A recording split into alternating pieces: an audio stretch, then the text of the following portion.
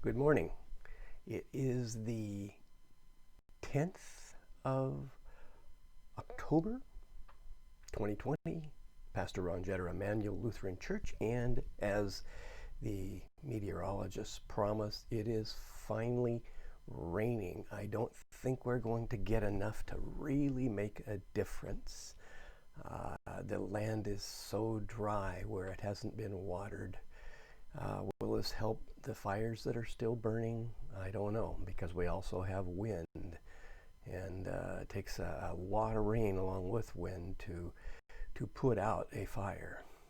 Meanwhile, down in Texas and Louisiana, a hurricane has hit, and they're getting way too much water, and the surge of 8-10 feet, the sea coming up that much higher, and when it's at high tide, then 10 feet above what would normally be the high tide, that's bringing salt water and everything else and sand in, and that doesn't help land, as we know. Imagine 10 feet of salt water washing over our farms. How long would it take before those farms would grow anything again? So we really feel for the people of Louisiana. They are in our thoughts and prayers. But we also then want to keep our own farmers in our thoughts and prayers. Those who work on the farms, those who work to keep those irrigation systems that we rely on, that's such an important thing. A week ago, we were at the Oregon beach, and we were at a motel with our kids and grandkids up on a bluff, and the bluff was probably 70 or 80 feet. We had to take a series of steps down to the beach itself.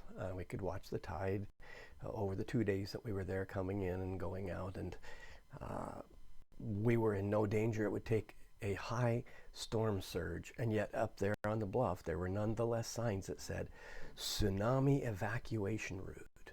So they had to prepare, as any beach community, I guess, just in case that 100-foot wave came in, which would wipe out the town of Bend in Oregon, and along with probably the whole West Coast, if that actually happened. And we know it did happen in Japan, and then caused a massive, destructive, disastrous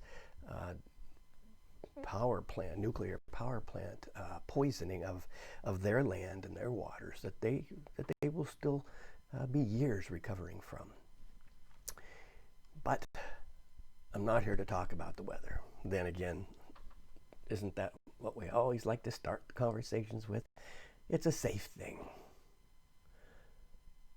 Exodus. Yesterday I introduced the book of Exodus, how a people, the Israelites, had been gradually prospering and growing in their numbers, and of course in the usage of the resources of the land. And after a few generations, they no longer had the favor of the Pharaoh.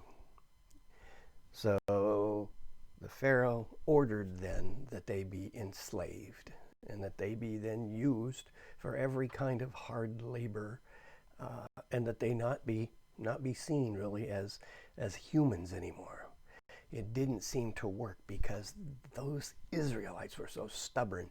They believed, first of all, that they were God's chosen people. They didn't recognize Pharaoh or Pharaoh's ancestors or any of the gods of Egypt. They had their own God that they brought with them, that they said followed them, watched over them, and continued to call them as his own. Their identity made them a threat to Egypt. And they're still growing. So enslaving them didn't work. Pharaoh now has to then do the next thing. Verse 15, chapter 1. The king of Egypt said to the Hebrew midwives, one of whom was named Shiphrah and the other Puah. Remember that story from yesterday, the Hebrew midwives?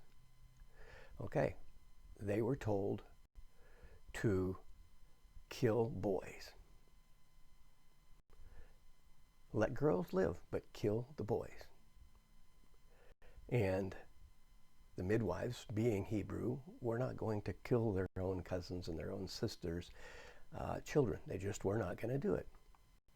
king summoned the midwives, verse 18 now, said to them, "Why have you done this and allowed boys to live?" Well, they thought up a lie, and they thought it up quick, just like the Grinch, right? The midwives said to Pharaoh, "Because the Hebrew women are not like Egyptian women. They're vigorous, and they give birth before the midwife comes to them." Wow. Everyone. So here's the interesting thing, verse 20. So God dealt well with the midwives, and the people multiplied and became very strong. Because the midwives feared God, God gave them families.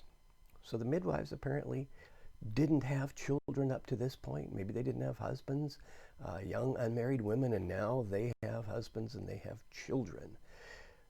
They feared God, not Pharaoh. Pharaoh could take their life.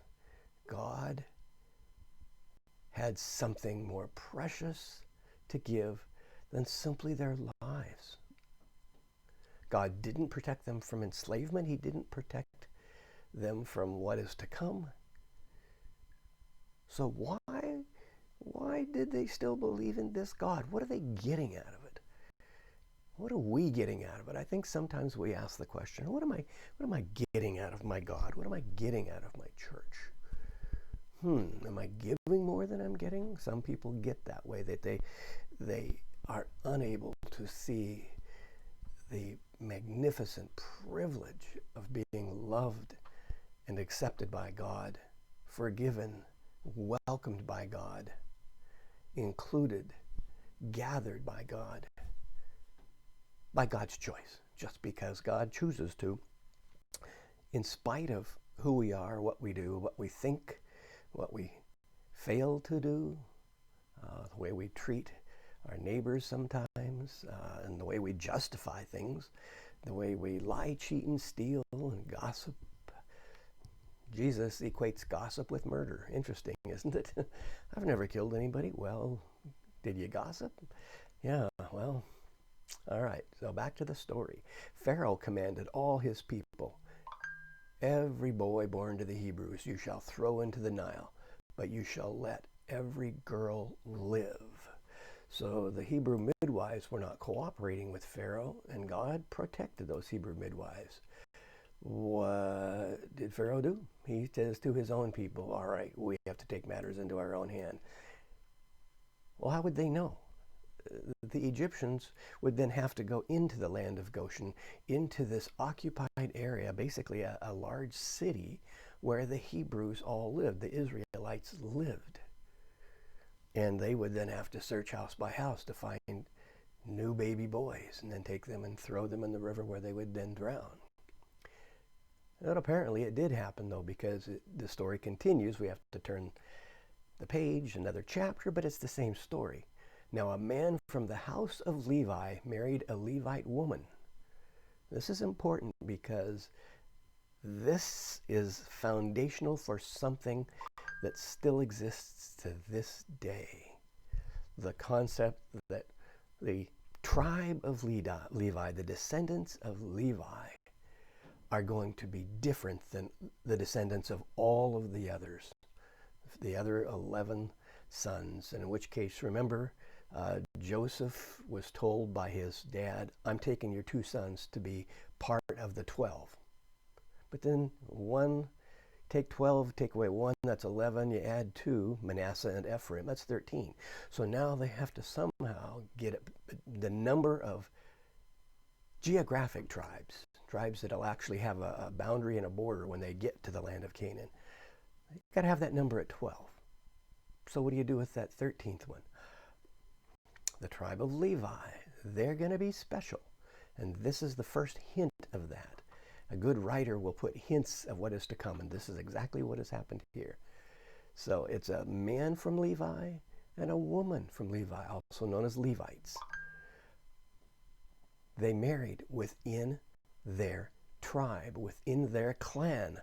McGregor didn't marry a McDougall. It just is not gonna, that's the way it is. You marry within your clan. And they did, so that it's a pure Levite, this child that is going to be born. The woman conceived and bore a son, and when she saw that he was a fine baby, she hid him for 3 months. So the Egyptians are coming and looking.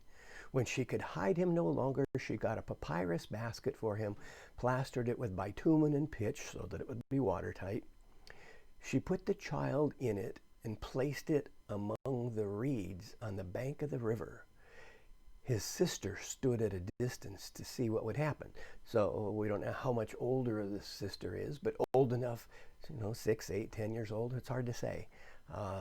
And we will find out that sister's name later on. At least we believe that that sister will become Miriam. But I don't want to get ahead of it. So we have a baby in a basket.